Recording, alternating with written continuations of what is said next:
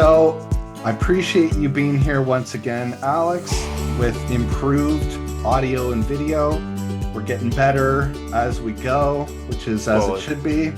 And we don't have it set in stone yet, but we are scheduled to have a conversation with the lead scientist on the Mactaquac Dam paper that we were talking about in our previous episode. So, not 100% that'll be in the next episode, but we're trying to make that happen. Either way, I'm really excited to get to talk to a scientist and have them sort of shoot down any theories that I had that I held near and dear. You know what I mean? It's we can make all these assumptions, and from my point of view, I'm not always backed up by. I try to be as backed up by science as possible, but I know I make some comments that are probably not completely scientific. So I'm happy that we're going to have a scientist to slap our wrists and tell us where we're wrong. Exactly. That's what scientists are for. That's what millennials are for, is making assumptions and then apologizing later, right? Shoot first, ask Yeah, questions later. yeah, exactly, Yeah. exactly. Yeah. So that'll be awesome. So that'll be what we're looking for next week, next month rather. So in the meantime, we're gonna talk first about warm water protocols, warm water strategies, really. We already talked about warm water protocols. And then ironically, we spent some time sort of bemoaning the warm water protocols. And then, of course, we're now in a severe drought. We haven't had rain since we had that conversation. Um, One thing I guess I should yeah, mention, yeah, I did have a viewer just touch base with me. cool. Um, I'll look on it in the background, but Yeah. somebody just wanted me to touch base on what the actual requirements of the warm water protocols were. Oh, okay. That's So that's like great what feedback. Yeah, what the temperature requirements were, Mm-hmm. like specifically how long it has to stay off for, so on and so forth. Because it was Yeah, kind of funny. I don't know if you saw on Facebook this week, but I don't know with all the chaos of the wildfires and the yeah, drought. I mean, it's pretty obvious you can't go in the woods, so you can't fish. But technically speaking, the closure for morning only angling should have taken place like 5 or 6 days before it actually somebody went online and went, "Hey, shouldn't the river be closed from 11 a.m. to such and such?" And then everybody's like, "Yeah, it really should be." And then there was the argument of, well, crown lands are closed, you can't be in the woods, so on and so right. forth. And then literally, like, I swear, like hours later, a post is made, boom, cold water or warm water protocols, morning angling restrictions only. So I I mean. saw that too. I I saw the saw that. post first, and then I saw the emails come Yeah, through after. So it was obvious, yes, but they didn't have it in play. And somebody said, "Hey, what are the actual guidelines? What is everything?" So right. didn't mean to sidetrack. No, no, that's great. L- Look And for it here. yeah, go ahead, because I seem to remember it was something along the lines of uh, consistent temperatures around 27 degrees Celsius, something like that. So Yeah, we got yeah, to know for sure. That yeah, was the only thing. Yeah, exactly. sorry, I just want to know for sure. Okay, awesome. So we'll look into that then. And while you're looking at that, we'll sort of get started then. Basically, we'll start our discussion by, what can we do to minimize the impact of our fishing, and also how to sort of be successful fishing during these warm periods. Because I think what we're coming to realize is that this is something that we're going to probably be dealing with often. We had a great spring. That was awesome. We had a lot of water. That was beautiful. And then, of course, no significant rainfall since, mid-July. So, now we've got to sort of put some thought into how to, what are the best practices during these periods. One thing that I found pretty consistently looking online is that you want to be looking for 20 Celsius degrees as your cutoff for trout fishing. Mhm. That's been pretty consistent advice. Yep. So we'll So, argue 18, I think. Some like yes, your purist will argue the 18. yeah, Sorry, I shouldn't label it, shouldn't call it purist, but some people will go. I'd go 18 to 20. yeah.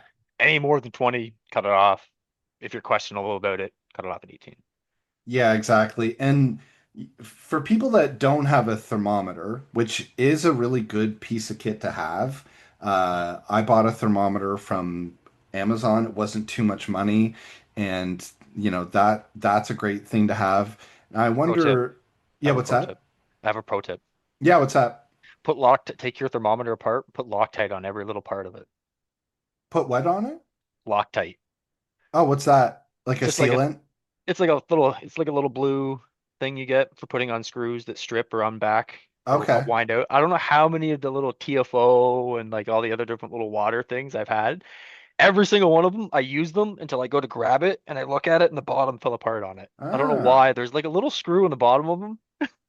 Any of the ones I've interesting. bought at least. I don't know. So I started taking them apart and I just put a little bit of Loctite on them and I've had like the same little temperature gauge in my vest now for 2 years at least. Okay. It was just Okay. because of Loctite. I don't know. Marketing thing maybe. They want them to fall Yeah. apart. But Interesting. Okay, well that's good to yeah. know. And I wonder too, it'd be nice to sort of have sort of an informal gauge for like what does 20 degrees Celsius water feel like? Like would you is it's cool but not cold, obviously, I would say, right? Well, it's kind of hard to Well, describe. honestly, I try to do it all the time. Yeah. I try to guess the water temperature. Yeah, me Like, too. so if you have a gauge with you, you put your hand in first, right? Yeah. I don't know. You can play around with it and Mm-hmm. you can feel like the top of the water, the first 2 or 3 inches of the water is sometimes warmer, where if you stick your Yeah. hand right down to the very bottom, the Mm-hmm. water's cooler down there. So if you can feel those difference in temperatures, I don't know. I have a it's the temperatures like they go from there's 30s, 40s, 50s. 60s, 70s, and into the 80s. We're not going to see water into the 90s. So Mm-hmm. like you could obviously they tell the difference between something that's like 36, 38 degrees and something that's 68, Right. 70, you would hope, Right. right? They both still feel pretty cool though. Um Yeah. in the springtime, I always mess with clients. And they're like, how cold's the temperature? And I'll just stick my finger in and Mm-hmm. I'll throw a number out at them. Right. Um, I always just go with like, oh yeah, what's your theory on that one, Alex? 'Cause nobody believes my bullshit. What's your theory? I'm like, all right. So my theory here is the longer I can keep my finger in, that's if it's like 2 seconds and I can't feel my finger, man, it's still in the 30s. Right. 5 seconds, I can start to feel my finger or not feel my finger. That's all I got for you. Now, so then to go back to an actual scientific way of measuring it, what's Yep.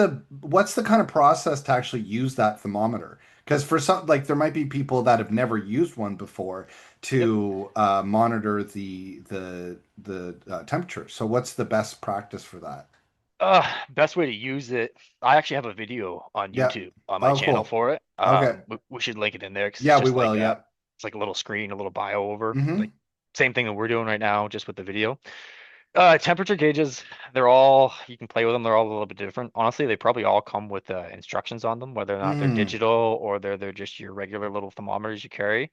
Um, if it's been out of the water, it's going to be fairly warm, so don't just stick it in the water and wait 2 seconds and pull it out. You're going to have to put it in the water, wait a couple seconds. Other than that, you can play around with taking different temperatures at different points. I like to do that a lot. Some would maybe argue um, the water temperature, if it's 4 feet of water, it's the same temperature all through all 4 feet. It's Mm-hmm. a lot of times, especially with our watersheds, they're so spring fed. When you get down to that bottom layer, I find it's like 2 or 3 degrees colder. Mm-hmm. Um, the ultimate scientific way to look at the temperatures, I guess, the resource we have is we do have temperature gauges online, and then the lidar information. So the satellite imagery taken of the temperatures of the water, that's like you can't. That's like the second to none. You can't really. The lidar imagery comes out yearly, and it's Mm-hmm. phenomenal just to see what water does, and you can see the influence of some of the cold water bricks and how far they go. It's kind of I cool. guess what I mean is if you're standing in the water with a thermometer, what's the best way to do? Like, should you put the thermometer underwater for X amount of seconds? Are there any sort of guidelines like that that people should know about? Oh, I think it's just common sense stuff, I guess. Just stick it in the water, wait a couple seconds. I don't know. Some may be different. Maybe there's a little read your directions. Maybe some are 20 Yeah, seconds, 30 seconds. I've only right. ever just put mine underneath of the water on a little lanyard kind of thing. Mm-hmm. So like I don't know, some people if it's got a real small one, if you're holding it with your hand, if you're thinking maybe like the temperature of your hand can throw off the thing when Right. you're holding it in the water. I don't know. One thing that I do want to try is the laser ones. So you can get Oh, like okay. Sid turned me on Wow. to that. And then because I'm always when I'm not fishing and the water gets warm, I just cruise around to the bridges and I start looking for fish or I start Yeah. sight fishing. Yeah. And it'd be really cool, like I'm getting a little lazier, but I am getting in shape. It'd be Hmm. cool just to have my little laser pointer and go tss and get the temperature that way. So Ah. that's pretty cool, right? There's technology Yeah. that way. But I didn't think there was anything special to using them. I always keep mine on the lanyard. So what I can do is I can kind of put it on my hip or something, and then it can be in the Hmm. water with me. So I'll kind of forget about it. Um, One tip you can do is you can leave it in the water and come back to it. So the longer you leave it in the water, you're always going to get the most accurate readings, I would say. Okay. I've done that a bunch of times and I've lost my gauge. I forget where I Yeah. put it on the beach and then I completely forget about it. Yeah. A little lanyard, a little clip, just put it on a little carabiner and keep it on your vest and then just put it like on your bootlace or something. Or, Yeah. you know, any longer, the longer you can keep it in the water, I would say would be the best. But Okay. don't leave it there indefinitely, maybe. Because that makes sense. And because, do and in doing that, you're going to give yourself information for that fishing session. And that's going to be really good information for you to log. If you're someone that Oh, that yeah. logs that sort of information, you can sort of know, okay, when I went to this spot in July, it was this temperature and I caught fish and the fish seemed to be doing okay. Give yourself a bit of a baseline to kind of know where things are in a certain stretch of water. So, There's yeah. I should show this. I should screen share this actually. I'm not sure if people are aware or not, but we do have temperature gauges online that you can look at. Yes. Yeah. And it's just a matter of the way that you're using. So it's actually so the real-time hydrometric data Hmm. search, that website, that's actually the website that you can get your temperatures from too. It doesn't just show the Water water flow. temp. Yeah. So there's a little bottom. You'll see on the graph, there's always two axes, an X and a Y axis for the Yeah. graph. You can actually at the bottom, there's a sub menu. You can select the sub menu, and if the gate, if the gauge or the station that you're looking at has the temperature gauge, you can change that bottom menu. It'll show river height and temperature as opposed to like river height flow rate. Hmm. So like Ah. the Northwest Trout Brook, Yeah. that one actually has a temperature gauge at it. So if you're Okay. on the real-time hydrometric data website looking at the river light height, Yeah. take a look at those two. There's a green and an orange, I think. The green is usually the river height, and then the other one is the flow rate, like how many Yeah. CFM cubic Yeah. feet or cubic feet per meters, whatever it is. Cubic foot meters is what it is. That's gonna bug me. Um, you can go to that, use it, and then you just switch it over to the temperature, and it'll show it. So Cool. kind of cool. And Yeah. that data is logged on that one. So if you want Yeah. to look back at like 2020, Historical. 23, yeah, it's all Hmm. there. So it is pretty cool. We'll I make don't sure to link know. that. Yeah, because I don't know a lot of people know that one. And then same with the That lidar information. That the lidar that's data is always interesting. cool. But Yeah. yeah, that flow and temp gauge, probably the best piece of information you can have as an angler. Oh And yeah, it's right? I live by it. I mean, well, Yeah, I live on the river in the summertime at the yeah, lodge, so I just yeah. look at it and go, ah, there's my Hmm. rock. Oh wait, I can't see my rock anymore. Let's go. Or we call it Right. I call it the do not travel rock. So Gotcha. there's a rock out in front of the lodge, and if you see the rock showing, you don't travel with a boat. And I'm sure you're seeing that rock sticking Uh, loud and proud right now. yeah, I was with Debbie there, and we were at the fire pit just looking out at the river. I said, "There's an island beside the do not travel rock." Yeah, yeah, yeah. It's bad. Yeah, it is bad. Yeah. Yeah, So, yeah, and again, so we'll link that. People need to use that tool. It's amazing. It's yep. especially for the people that aren't privileged like us that live near or on the water. Yep. Big. It's it's key. And one Uh, thing I should add, mhm. so it's just a side note, anybody Yeah. listening, using those gauges, if you have one in your area that you're using that Hmm. doesn't have the temperature gauge, Hmm. email Environment Canada, go to Oh, the bottom cool. of the email Environment Canada and start asking them for it. It's Hmm. not expensive, but unless it's asked for at the gauge, they won't put it in. They might say, "Oh, it will be 3 months." We might look into it, I've had them do some stuff Yeah. and like gauges not working. Like, oh, the quickest we can get anybody out there is 1 month away. Somebody's out there the next day. Oh, cool. No So way. yeah, even though they might say, oh, it might take forever, you'd be surprised. Like keep checking them and just like once a month email them and remind them and they'll actually get it done for you. And it's Environment Canada that looks after those gauges. Okay, that's good info. Okay, that's awesome. Hmm. So, okay, so that's a great tool. I'm glad that we went over that, and that's going to really help. If people have never heard about that, that's like Yeah. that's going to change your fishing experience. Yep, and they're really good to deal with. I email them all the time. Just when the gauge Cool. goes down, sometimes they don't even know. So Yes. just shoot them a quick little email, and Yeah. then boom, you get one back at the end of the day. They always reply within 12 hours because they're Yeah. federal government. They got nothing better to do. Yeah. Oh, yeah. I'm kidding. I Exactly. made a joke. It was Yeah. what are we? 10 minutes in, they made the first joke. Yeah, exactly. Yep. So okay, so that's great. We know sort of how to gauge things. So let's say the temperatures are too high. Let's talk about what a good sort of way to fish would be. I think the obvious answer for that is warm water species, obviously. Mhm. And, specifically, maybe make sure you're fishing in a place that not just has both species, but mostly or only warm water species. You know what I mean? So, Yep. the St. John River around Fredericton, especially, that's probably going to be a good spot to fish for smallmouth bass.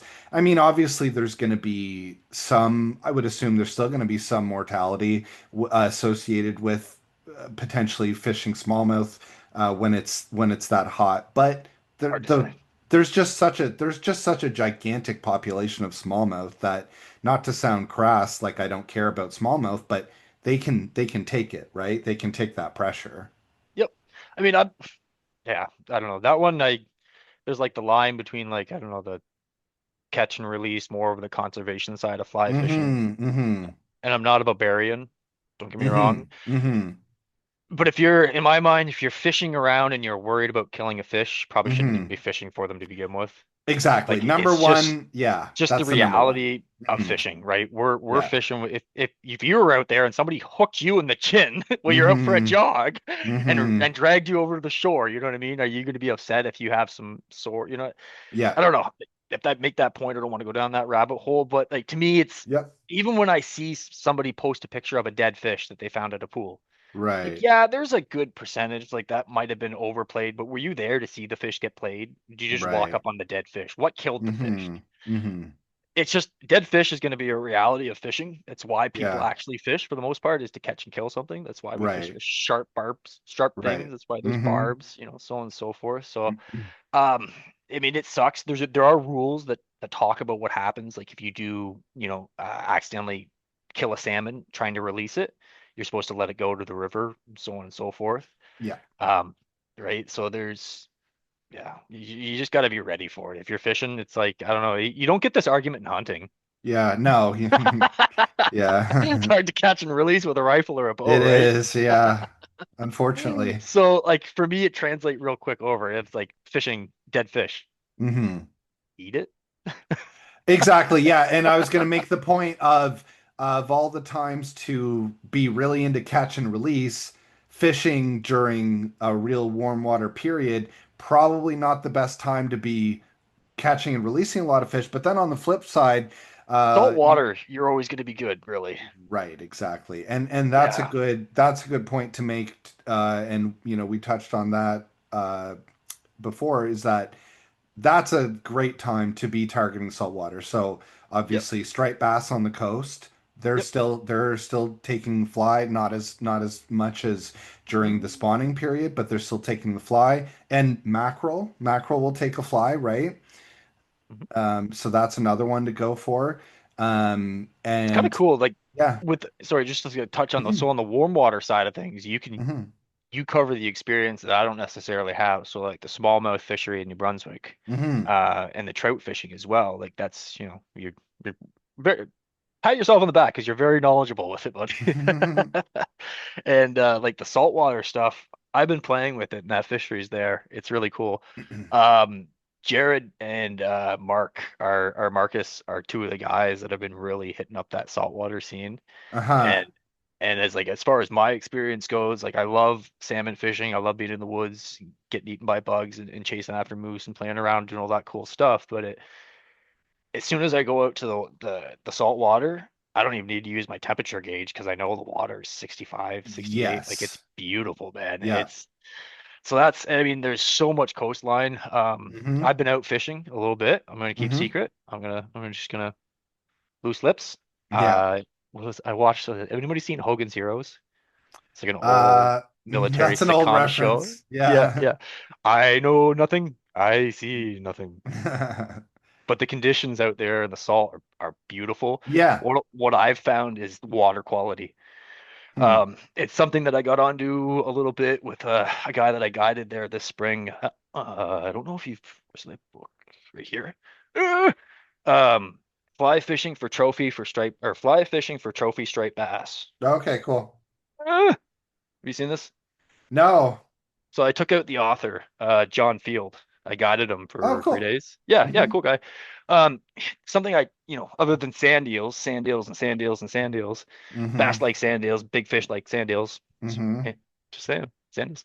Anyways, water quality was something Hmm. that we had some really good discussions on, and I've got a lot of background in paddle sports, so sea kayaking, whitewater, and stand-up paddleboarding. I owned my own paddle shack or my own business in Oh, Shediac cool. there. So I know the waters in Shediac well. So that's Yeah. where I started off. Like back in 2018, I was catching small striped bass in Shediac. Yeah. And they still are. There's still schoolies there, but the water's disgusting. Like Oh, interesting. you even go to Shea Leo's and it's like, yeah, it's good for boating and stuff like that, but I don't want to be wading in that water. It Okay. isn't until you get up past Grand Digue Wharf, Casey Cape Hmm. area. Hmm. You get up there and it's like, boom, there's very little seaweed. The water quality is much nicer, much cleaner. Okay, cool. So if I like the cleaner water, fish are gonna Mm-hmm. like it too. Um, Same with past Shediac. There's a beach that my wife and I go to all the time. It's called Mm-hmm. Gagnon Beach, just Okay. past Capelé. Same thing there. You get down there, water's a lot cleaner, Nice. water's a lot nicer, water's a Yeah. lot cooler. There's lots of bait fish around. So if you know there's bait fish, especially if you're seeing bait fish that are coming up to the surface, it's usually a bigger fish is chasing them or something. Seeing lots of action with seagulls out there. It's a lively water out there in the salt. It's really cool. Yes. But it's as soon as you get into an area where there, I don't know if it's just whether or not it's some like the inland dumping that happens with some of like Yeah. the fishing ways and stuff, or like some of the coastal areas still put sewage out into tidal ways. Right. You just get into these weird little lagoons where there's just not a lot of water and they're just Mm-hmm. gross. I mean, yeah, you'd look at it on a map and it's like, damn, there's fish over here. There should be fish over there. What I've Yeah. noticed just traveling to salt water, if you get into one of those areas where you have really, really shitty water quality, fishing's terrible. If you Interesting. go out and find really nice water, it's good. Yeah. It's good. We should have Jared. I think Jared at least, maybe Jared and Mark. I would say hopefully by the end of the fishing season, September, October, we should get them on and I'll leave it for them because those guys they deserve the credit for really pushing like the Cool. saltwater fishery. Mm-hmm. I'll leave it for them respectfully. Yeah, and that's Jared Smith, right? Yeah, Jared Smith and Marcus Okay. Astu. I'm pronouncing that wrong. Mark, you can get the Mark's one of the guests. Mark and Jared are both guest fly tires at the boat show there. Oh, So cool. Awesome. yeah, Yeah, no, that'll be yeah, good to talk with them more. And also yeah. obviously, when you're out there in the salt, it's, be, always have safety in mind, but when you're fishing the salt, that's the safety issue is even more important. And, Hmm. unfortunately we did have someone recently pass away in New Brunswick fishing in the salt in a kayak. I mean, people think it's just easy peasy, and you can. I'm not saying that this person thought that. I'm saying people tend Still, to think of it that way. And yeah. Well, so I'm not I don't volunteer with search and rescue anymore or anything hmm like that, but I do always follow these stories. hmm As soon as this one went off, I mean, it's right. It happened in Shediac. I That's know. kind of kind of my area. Used to be my stomping Yeah. grounds. hmm What I would, it's really tricky. That's a hard situation. Yeah. Something happened. Kind of, and my heart goes out to the family because Yeah. the Coast Guard couldn't continue the search, but the family actually was able to continue the search, and I believe it was the family that located the body. Yeah. So that's terrible. It's yeah, you definitely want to be safe. I would urge people that you want to always make sure that if you're going out on those types of trips, if you're gonna kayak, yeah, it looks like Shediac looks like pretty Mm-hmm. calm water. There's two spots specifically that you can actually get into an area where you get into either rough waves quite Mm-hmm. commonly, or just a Right. current that's just too strong for a paddler that'll just take you out into open water. Mm-hmm. And we say open water, and people say, "Oh, PEI is right there." Well, it's still 14 kilometers across. Yeah. It's pretty far away. Like it's Yeah. right, and there's currents and there's waves, and so there's the Coast Guard is there. The Coast Guard is busy year round, or not year round, but in the summertime, you can just imagine. I mean, they're stationed at each one of the major wharfs. Yeah. There's 7 pieces of mandatory safety equipment with kayaking. Mm-hmm. Um, and then there's a big difference between a recreational kayak and a sea kayak. Yes, right. Mm-hmm. Okay, so a recreational kayak, they're not designed by manufacturers to go further than 250 yards or 250 meters from shore. Yeah. So that reference point is if you're in a kayak, like one of these Pelican ones, Mm-hmm. these little ones you get from Canadian Tire and Costco, it's great. They're good. They get people paddling, but they're only designed to be fished to be offshore, maybe the length of a football field. Right. If you're Yeah. planning to go across to Shediac Island, you need a sea kayak. You Right. need a bilge pump. You need just a little bit of extra training. So what happens is the Mm-hmm. difference between a sea kayak and a recreational kayak is a sea kayak will have billages in it, or bulkheads, sorry. So the front and the back are sealed off compartments from the cockpit Uh, where you sit. So if mm-hmm. that kayak flips upside down, yes, the cockpit fills full of water, but the But bulkheads stay sealed. So right. that kayak stays floating no matter what. Yeah. These Pelican kayaks, stick your head inside one of them. There's a piece of foam at the nose and there's a piece of foam at the back. So if that thing Yeah. fills up full of water, it actually submerges. Yeah. And if you're not wearing your life jacket, it was on the Mm-hmm. kayak, it went down. Yeah. Okay. I'm a really good swimmer. Yeah. I'm a very good swimmer. I can't tread water for half an hour. No, no. No, maybe. I And don't there's know. a practice, there's something that I want to touch on in regards to that because so when you're canoeing and kayaking inland, a lot of guys will put their life jackets in the boat and have it accessible. And even times when they're stopped, they'll be stopped and it's like, okay, as long as it's close at hand, a lot of times they'll let you get away with that. But when you're on the ocean, I think you need to don't do that at all. You've got to always wear that life jacket zipped up on your body. Like having it close at hand is not quite enough. So And I that's even another go as thing. far like myself, I challenge, no, I shouldn't challenge anybody. You'd be hard pressed to find a picture of me on the water without a life jacket as a guy, Yeah, yeah. right? And you won't even see me out there with one of those little inflatable ones. Okay. Because I've got a guide, I've got to be out there every single day. And I'm Mm-hmm. not paranoid or anything. I just don't Mm-hmm. trust the one time I need to jump in the water. If I go to pull that thing, is it going to work? Exactly. Yeah. Right? It's just too much maintenance where I've had that nice life jacket. I Mm-hmm. replace it every 3 years. And yeah, it's just like the cost of doing business. It's like being a carpenter and having to buy a hammer. Mm-hmm. If you're going to be a guide, if you're going to be a professional, if you want to go out and push the limits of the sport, be the outdoor Mm-hmm. adventurous person, you need to have that knowledge, the skill, the training, and then the equipment. I Yeah. I always recommend. So Yeah.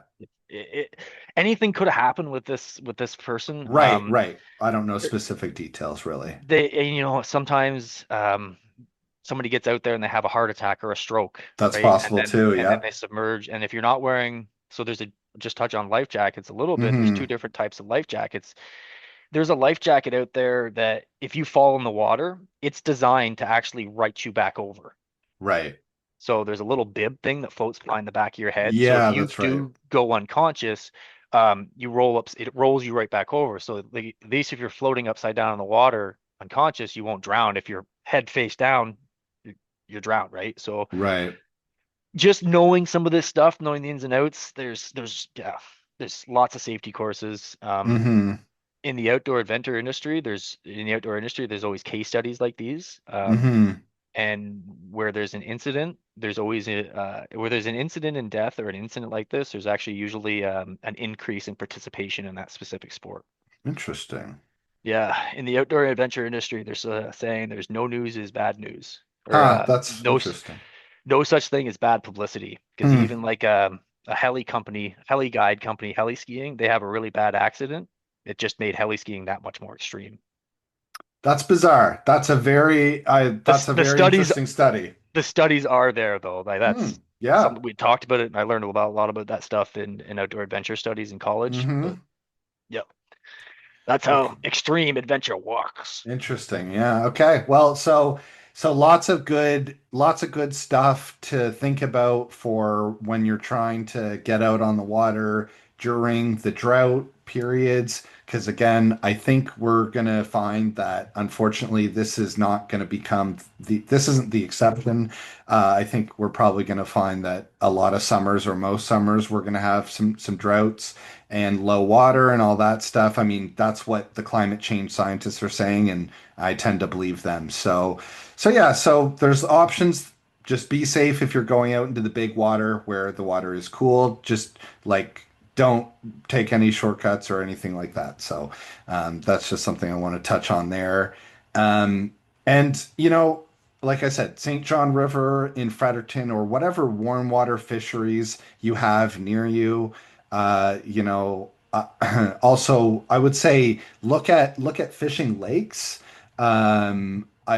I personally really love Oromocto Lake. It has a lot of great little coves that are close to launch, so you can easily fish it in a kayak or a canoe, and stay close to those coves. You don't have to go too far, and there's all kinds of reed beds full of pickerel. If you fish just straight down in the lake, there's lots of bass, and you're probably not going to be seeing too high mortality. And certainly, I've been there in the summer before, and the water was still nice and cold. So that's an example of an alternative to go when we're in these kind of conditions. Um, I'm sure there's lots of lakes that are good to look at. What's your favorite smallmouth bass fly? My favorite smallmouth bass fly, I bet you I can guess. yeah, probably a woolly bugger. Damn, I was gonna say a mouse. Oh, you know what? You know what? I changed my answer because I really just got into fishing them topwater actually. Once I really got into the mouse and learning how to sort of use them and all that, they have probably become my favorite. Like, I'd I thought say, so. woolly bugger is a good subsurface, just you're gonna do okay with that. But my Something about favorite that top water, man. It's yeah, addicting. there's nothing like it. I'm a topwater evangelist now, and Just wait. I think I yeah. invented a new national holiday this year for fly fishers. Yeah, It's what's called that? it's called Topwater Freedom Day. Yeah, yes, yeah. I don't know if I told you this story. I'll tell you later. It's the Topwater Freedom Day. Well, it's a concept that I've already talked about with other people I fish with. Yeah, it's something that I always have in mind that it's okay, it's time. And usually like June 1st I find is kind of a day in my head that I can top water fish pretty consistently. But yeah, the mouse is great.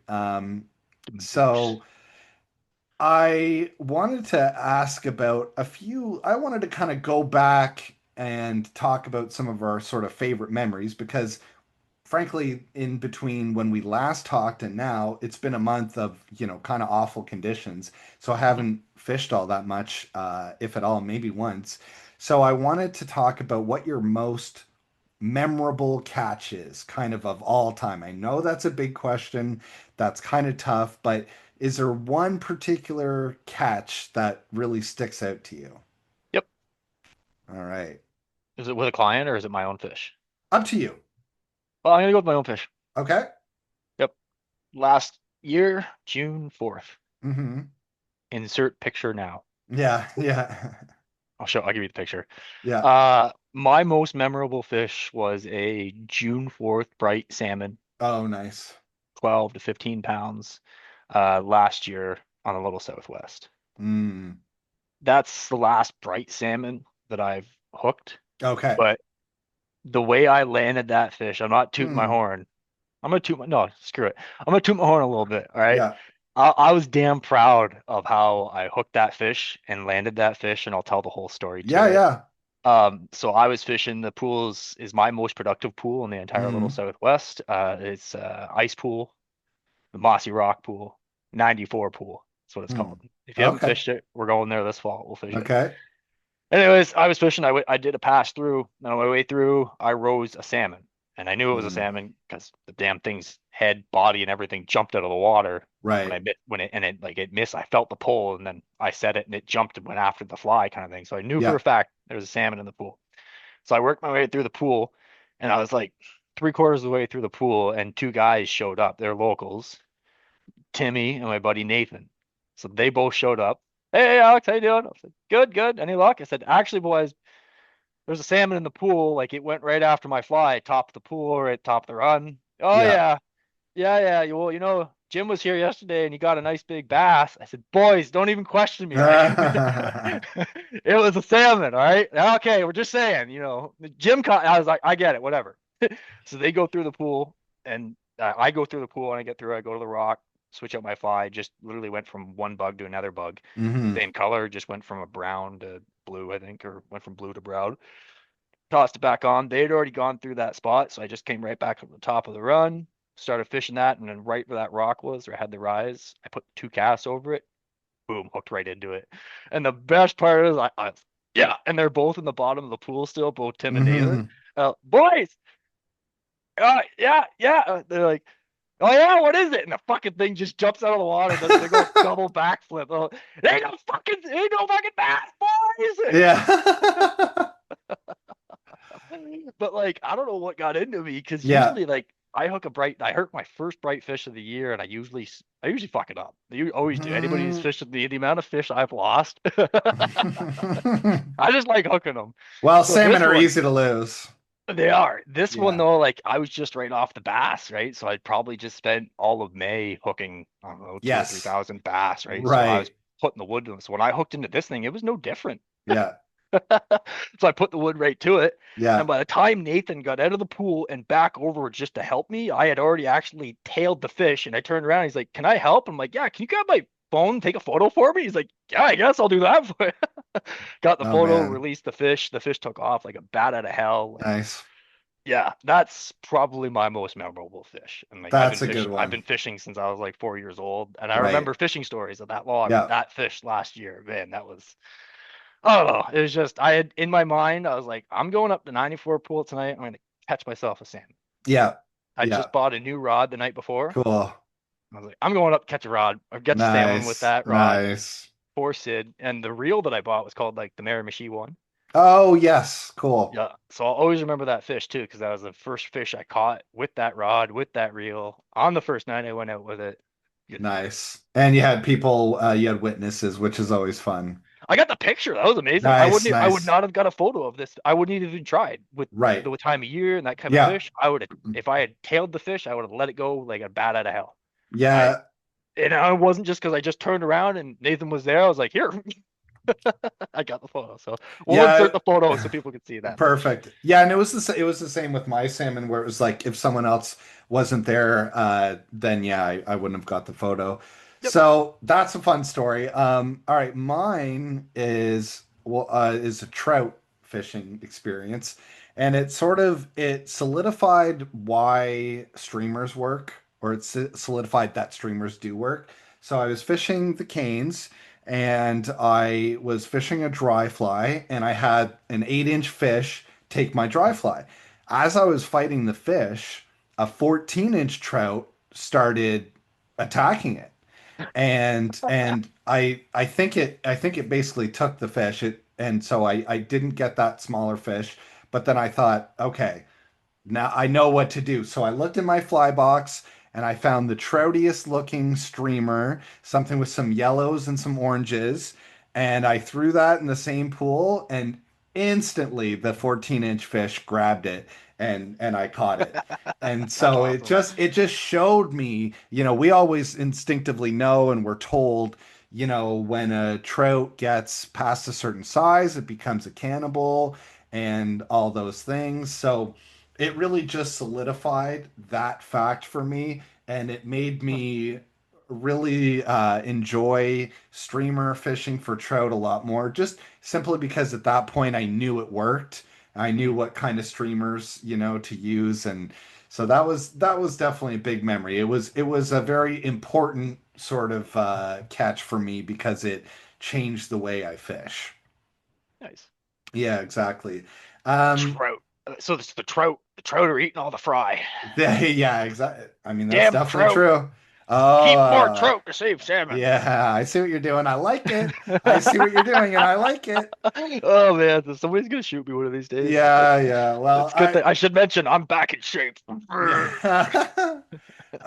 So that was a good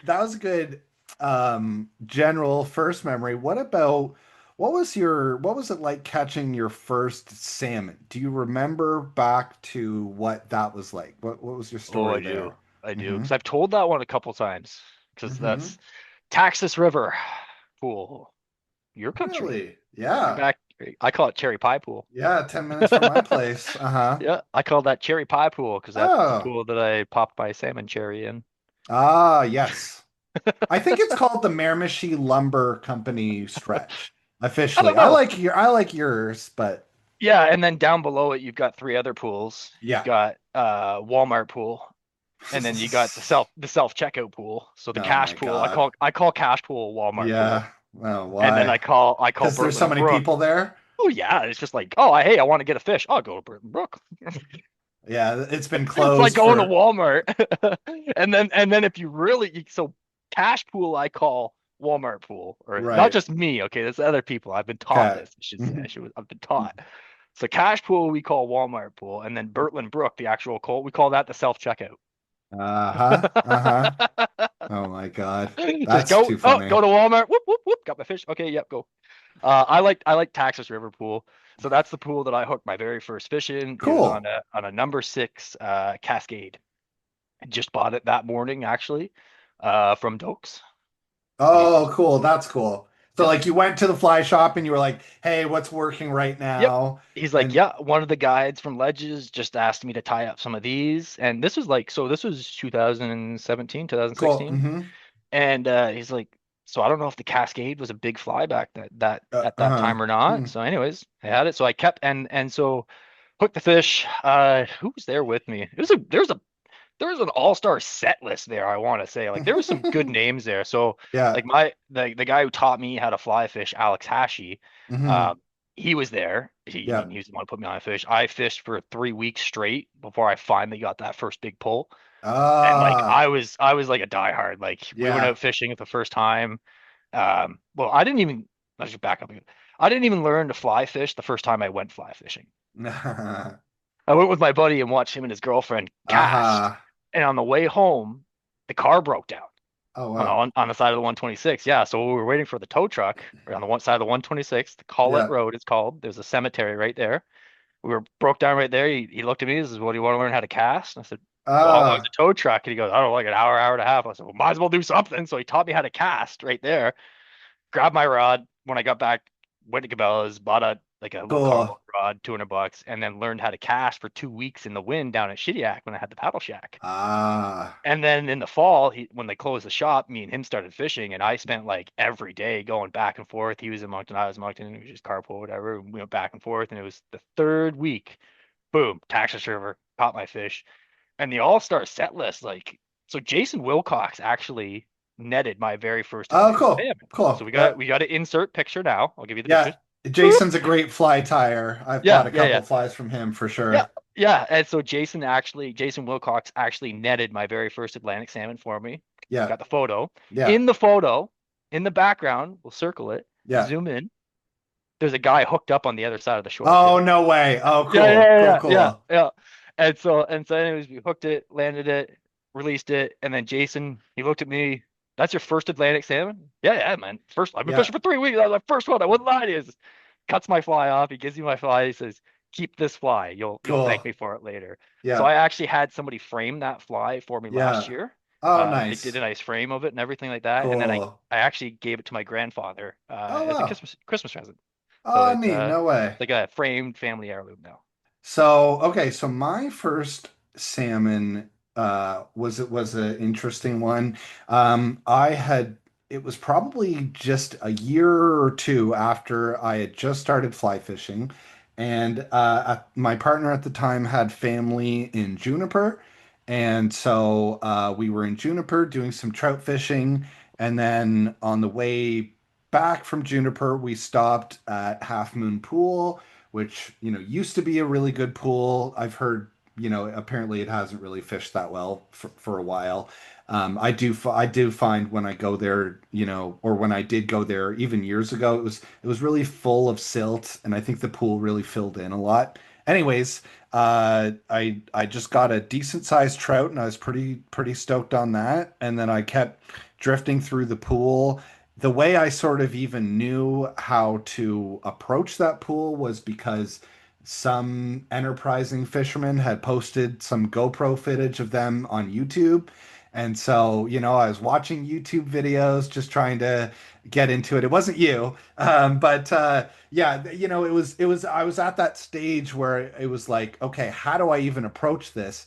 And all I had was YouTube to look into that. So anyways, I watched a couple YouTube videos, kind of saw where I wanted to go, how I wanted to approach it, and put a wet fly through that pool, and I hooked and captured a fall Atlantic salmon.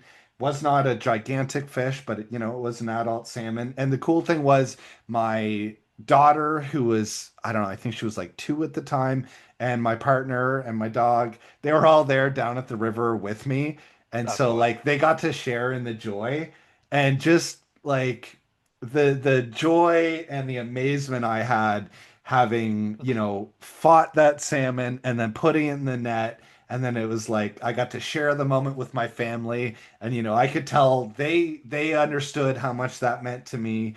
And so it was just a big moment, and it kind of it gave me that hope that, oh, okay, this salmon, they can be caught. They Yeah, can. it's a tough go, but it can happen. Who said YouTube's not useful? Oh, I YouTube is incredibly useful, right? Yeah, I Yep. know you're joking about that. So, yeah, so that Some was people are weird. yeah, yeah, yeah. Now you got to be careful about, not only what you post, but what you consume on YouTube for sure. You don't always get the truth. And It's true. especially when it comes to regulations.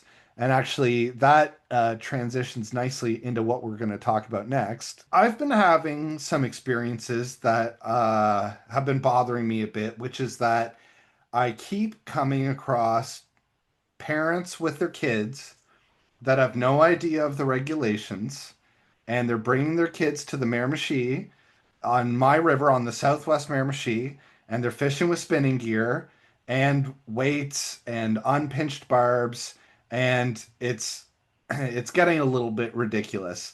I mean, first of all, I don't know why, I have to be the one to say this, but if you're a parent taking your kid fishing, know the regulations for the love of God. Know the regulations. And like I can't imagine the mindset of just not actually knowing the regulations and just assuming where you're fishing, how you're fishing is going to be legal. But people do it, and basically every season I'm running into a couple people that are doing that. And I ask them, okay, so let's say you did hook a fish using, methods you're not even supposed to be employing. How many fish can you keep?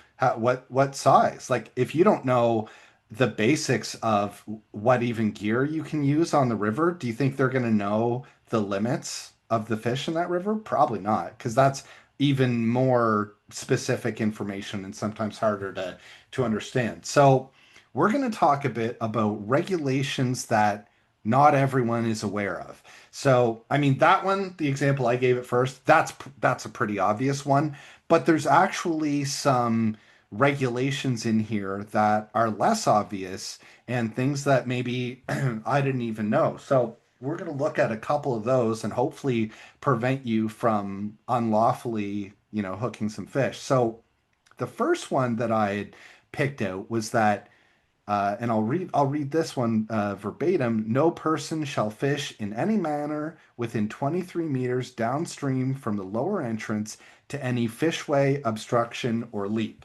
And let's side note right now that these are the regulations from the fishing summary, but the full letter of the law is in a different document. And what's that document called, Alex?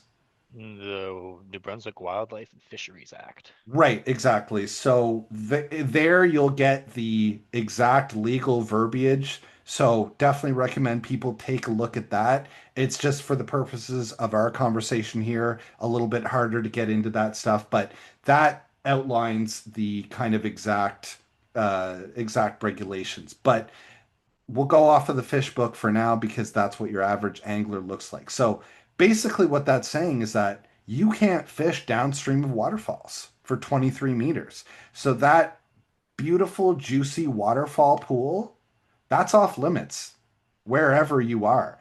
And that I find interesting because growing up, we had a waterfall on a branch of the Nassus stream that was really well known. And I don't think we've talked about it in this podcast, but I've talked about it before. I even wrote an article about it, how the police would come and enforce essentially riparian rights on the Nashwaaksis stream, a stream that does not have riparian rights. So they were heavily policing usage of that waterfall because there was a very wealthy family that owned the land adjacent to it. So while the police were the way that they were policing that and telling people, oh, you can't go there because it's private property, that wasn't necessarily correct. But the truth is, given the regulations in that handbook, I wasn't supposed to be fishing that pool anyways, not because of the private property, but because of that rule about fishing obstructions. And, I'm guessing, and it seems fairly intuitive to me, that that rule is because it's just too juicy of a spot. It's too obvious, on a day like today, that pool is going to be stacked up with fish because it's going to be cold water. It's going to be super well oxygenated. There's going to be some structure there and stuff like that. And that's completely off limits. So I know for sure that that regulation is one that a lot of people either don't know or simply don't follow. Have you found that as well? Yeah, I've never. I mean, there's a couple Crown Reserve spots that I can think of actually that would put you fishing like the pool is a waterfall. Yeah, So, yeah. that's an interesting one, isn't it? Squirrel Falls. It's a Yeah, water. It's a waterfall. Like, so what's the class of a waterfall, right? Like, is it, yeah. and to the defense of where that probably comes from is a lot of the bylaws. Like, if you do look at the Wildlife Act and go from Hmm. there, a lot of the bylaws come in place because of poaching issues or Yeah, poaching. So like a waterfall is going to be something that a salmon in my mind can't get past. So it's like something that's right, 25 feet or taller or something like that, right, right? right. So you've basically gotten to the head of the, you know what I mean? That's the end. Like Yeah, that's those fish couldn't go anywhere. They'd stack right. in there. You wouldn't want people fishing them because it's unethical. Yes. Um, Same with fishing off of a bridge or like those structures and stuff. It's unethical because you can spot fish. Yeah, yeah. So And it's all comes and down to trying to make it a little bit more fair yeah, for exactly. fish. Yeah. That makes a lot of sense. And in particular, that verbiage is in there as well. No person shall angle or assist in angling from any bridge that spans or forms the boundary of any inland water identified in column one of Schedule 2 of the Maritime Provinces fishery regulations. We'll link that as well because there's a good little spot where you can click on the Schedule 2 link and it will list all of the bridges by county, I believe, that it's unlawful to do that. So no matter what, I mean, depending on the situation, but it's fairly unethical to do it. But there are specific bridges that it's also illegal or unlawful, whatever term you want to use. So that's something to keep in mind. I know that that's something that people probably don't always think about. Um, there's a new one too, new for this year. Um, let's see, the Trespass Act comes into Oh play yeah, here. So they just made some changes to the Trespass Act like last where, fall. yeah, exactly. Yep. So trespass by any means, including on foot or by vehicle, is prohibited on agriculture land unless written consent has been obtained. Mhm. So before it was more of a sort of tacit agreement, it was, oh, I know Fred, he told me I can go across this field. Now they want you to actually have written permission. So obviously that's, just to make the policing of that a little easier. But obviously enough private landowners, I assume, made a stink about that to where now that's written into the summary. Yeah, I called DNR about it last Yeah. fall, or actually Mm-hmm. last summer. I called them and talked Mm-hmm. to somebody in the office at Fredericton. It was, and then just from talking to some of the clubs, I understand that it was kind of pushed in the Sussex area. Okay. There's some deer herds and stuff that are a lot of the time in the fall. The deer herds will be like a couple hundred deer basically hanging out in a field, and people were trespassing across agricultural land, Gotcha. so going across farmers' fields, Yeah.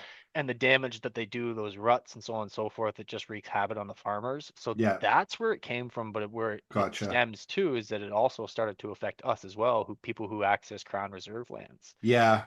because technically speaking, forestry falls under agricultural. Interesting. So Crown land, if you're in an area where they're doing a clear cut and they're actively working, you need that company's permission, technically, to even go in there and hunt.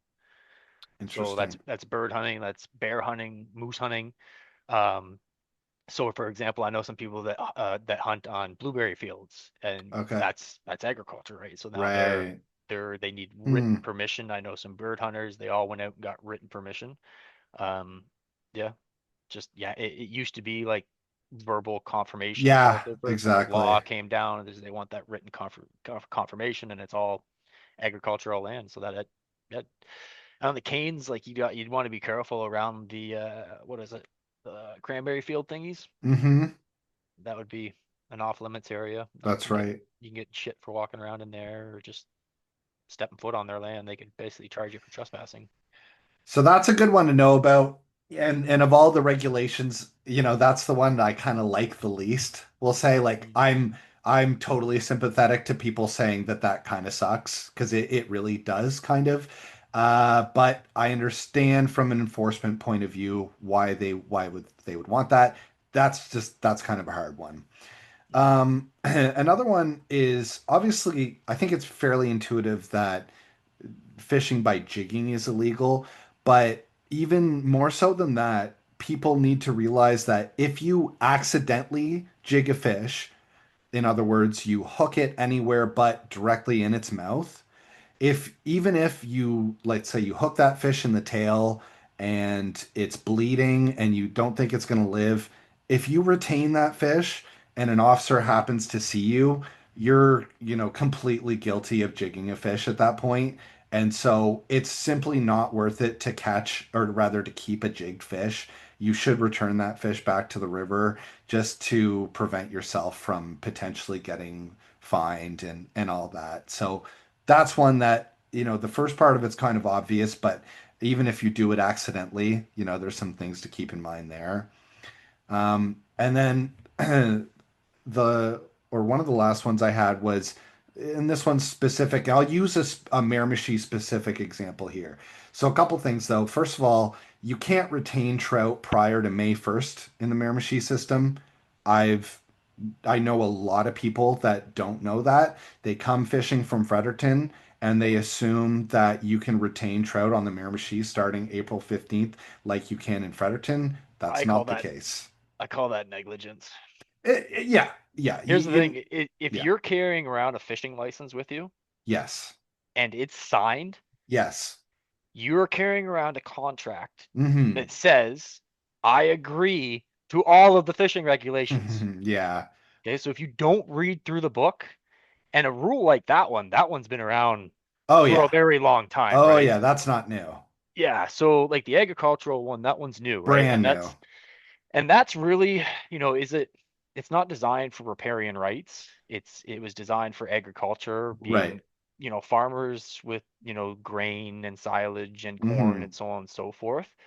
Um, is it going to affect us on crown lands? Hmm. No, no.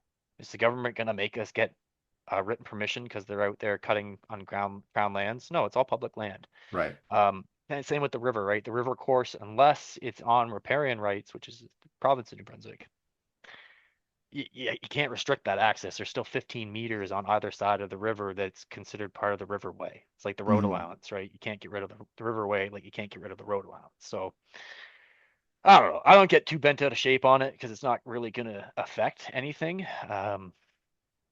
But retaining prior to May 1st, that's a big one. Oh And yeah, that one. mhm. Yeah, And that's that one's very just clearly negligible. spelled out. It's very clearly spelled. Yep. But I say that because I personally know people that are responsible, intelligent anglers that have got mixed up with that before. So just be super careful. And I think a best practice is before you're about to leave to go fishing, review all of the relevant information pertaining to what, district or area you're fishing in. So I just, I always use the hunting example. yeah. If you were going deer hunting, would you Hmm. go out into the woods and shoot a buck without a buck tag? No. Of course not. And would you There's go no second chance with hunting. exactly? And would you go out there into the woods without brushing up on the regulations? Hopefully not. Yep. But Our unfortunately, people, generation, yes. yeah, unfortunately, it happens. Now another one that's a little trickier, although it is absolutely spelled out in very clear language, is that, and again, this example is particular to the Miramichi, but all of the jurisdictions have this similar structure, which is that when you're talking about your slot size, your slot limit for trout, you can retain 5 trout.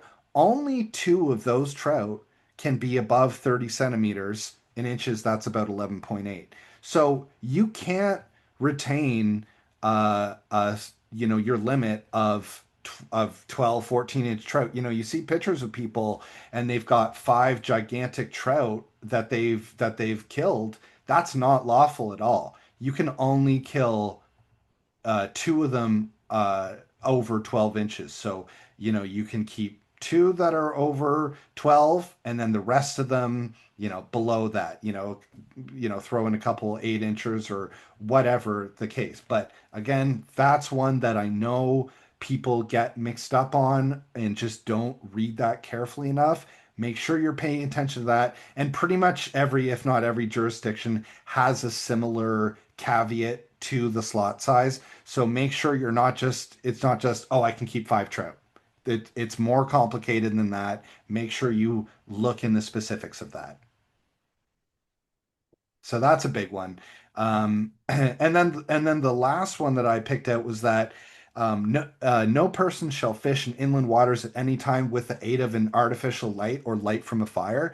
So I thought that was interesting because it says at any time. It's not just saying you can't fish with the light at night, any time of day. So that's one where I don't think there's going to be a lot of anglers that are walking around with a giant headlamp on, but it's just to kind of give people a little bit of a heads up, maybe be a little extra careful with what you're doing. And even if you think, oh, okay, those rules are pertaining to nighttime, I know it's obvious I can't use a flashlight at night. Just maybe be extra careful about when you're employing a flashlight or a headlamp or anything like that, if you're angling at all. So just, to be super careful of that one. Yep. Yeah, because technically on that they can get you. Say I went down to the river in the first of the morning and I'm standing in the Exactly. water with my headlamp on, tying a fly on. Exactly. Great example. If as you age, your eyesight gets worse and you might need something like that to see your fly, just don't be in the water when you're doing that. Be very clearly not angling at the time. Be, out of the river, and as much as possible avoid it. So I thought that was one to look at. So I mean, there's 4 or 5 regulations that, yeah, most people are going to be aware of, but I know anecdotally that people get confused on those regulations. So those are super important. So I thought it was important to talk about that stuff. Um, and hopefully give some information, give a little bit of extra thought for people that and one thing too that happens is you've been fishing for so long, you think you know the regulations and you don't need to brush up on them, and you kind of, okay, you've got in your head exactly what you need to do, you know reread that document. And I think an argument for a digital version of the guidebook being especially helpful is that you can do a search within that PDF. So when you look at the download, you can hit Control F on your keyboard, and the search will pop up, and you can search by keywords. So you can search by anything that mentions Miramichi, anything that mentions pinched barb. So I think that's a really great way to scour through the document and just make double sure that you're not unlawfully, doing anything. So Or just don't sign your angling license. I'm just kidding. yeah, great advice. I didn't say that. That You was a can follow terrible my one. well thought out tips, or you can simply not sign your form and see how that goes for you. Yeah. Yeah, If that's a great you're defense. gonna plead dumb, just be dumb. Yeah, exactly. Exactly. So, yeah, so I wanted to go over those. So I think we covered a good amount of stuff here today. Hopefully, some people have some inspiration for warm water fishing tips, as Yep. well as knowledge of the regulations. I'm glad that we went over some safety stuff for the ocean, because, the ocean is such a different beast than inland waters. Even inland waters, people can take for granted, and they do all the time, but especially the ocean, you got to really respect that. So unless you had anything else to add, I'm pretty good with what we talked about today. No, that's good for me, boss man. That's Uh, enough. I should add, we always forget to do this, Yeah. but for the viewers right now, if you like what you're listening to, don't forget to like and subscribe. Keep forgetting to Ah, tell people this one. We got to ask for the help, but we ask for it that's at the true. end. If you like this stuff, if this is your kind of jam, please subscribe it, please like it, please toss in a comment. It all helps out with the algorithms. Yeah, You'll see us on Facebook, YouTube, all the good stuff. But don't forget, tell your mom, tell your dad, tell your friends, your cats, your dogs, your turtles, into the Riffle podcast. exactly. Yes, that's good advice. My daughter's already subscribed, and now she's commenting Yay! on her videos. She's 9, and she's pretty stoked on the fact that I'm on YouTube now, and she's like, Yeah. how much money do you make off of it? And I'm like, oh, no money at all. Ooh, goose eggs. Exactly. Goose But eggs. I just had a TikTok video go kind of viral, and I made nothing on it. yeah, oh man, yeah, it's easier to go viral on TikTok, I find. It is. I did pretty good with it. It's still going. It's over 340,000 views. Ooh, that's pretty good. It's my first one over quarter of a million. I want a million. It Oh. might go if I nurse it. It might go. Well, maybe we'll have to link that and just boost all the signals together. Yeah. All right, well, hell yeah, man. Thanks for joining me today. Yeah, absolutely. Thank you. And until next time.